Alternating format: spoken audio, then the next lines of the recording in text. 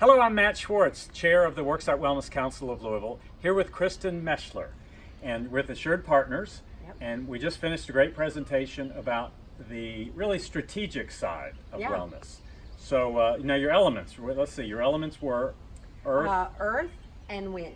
All right, because kind of the base level, what are we doing? The wind that guides us. Right. The vision, So we talked about mission and vision. So just give me a quick overview. You know, mission and vision. We talked about SMART goals. I mean, just give me a sense for the importance of strategic thinking and wellness. We really tried to hone in on, one, understanding the difference between vision and mission, and how those can really be our guiding forces that then guide our overarching strategy for wellness. And then in thinking about that, how do we decide what is our vision? How do we decide then what our goals are and how we can incorporate those into our strategy? And you talked about a couple of things that were important in terms of really laying it out. So you talked about, do you have a mission and vision for your wellness? Do you have a logo? So what are the couple of things that come to mind that people should think about when they're strategizing wellness? Yeah, so I think that's exactly it, right? It's this idea of when we think about where do we want to be? What is that end game? When we're talking about wellness and really trying to correlate it not just from an organizational standpoint, but also from a personal standpoint, you know, what's our end game? Where do we want to be? And then once we know that place, that end game, so to speak, you know, what are our goals? What are the things that we feel like we're going to need to help us accomplish that? And so, we are talking about things like having that formal vision and mission, maybe having a branded logo, a communication plan, because then that's the next question is, we've got this, now what do we do with it? How do we communicate it to our membership, to our population? How do we communicate it to ourselves too? We did a fun little practice and kind of got people thinking about what's their personal vision. And it's kind of amazing that when you sit down and suddenly you realize, wait a minute, I'm focusing more on my family.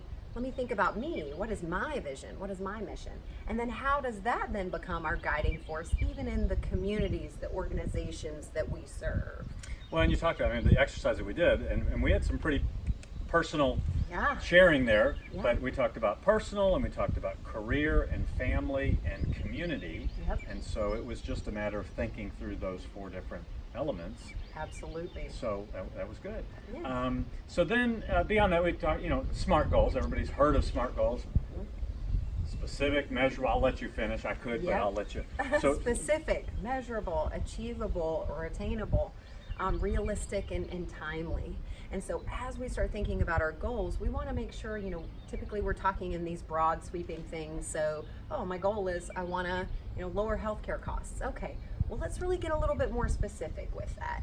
And how will we measure that? And do we actually even feel like it's achievable? So kind of going through that practice in terms of the things that are valuable to us, because what we may find is the motivation really, we all want to save money, but is it maybe something else? Or are we trying to drive things like improved engagement among our populations? Do we just want employees that are happier and enjoy coming to work and want to be here? And if that's the case, then let's really hone in. Let's make it specific. Let's figure out a way to measure that, so that now that then changes the conversation when we hear that dreaded ROI question. Is this worth it, what we're doing? Now we can find ways to make that more tangible. And I think it was VOI, right? Value of investment. That's right. Instead of ROI, exactly. So then really kind of closing out, you talked about the power of positivity. So talk to us a little bit about that. Yeah, so the science behind this idea of positivity and what that means in terms of, the psychology behind it. And what we're finding is that there is a lot more research that supports this idea of practicing positivity. And we went through this principle of PERMA and what that means. And also then how we can take some of those principles away from today and not just apply them again to our personal vision for wellness, but also with the organizations and the communities that we serve. Right. Well, and having an impact on the employees that you work with every day. Exactly. Because just being able to apply those principles of positivity, recognizing that the barriers exist, they're going to continue to exist, there is no way to get rid of them.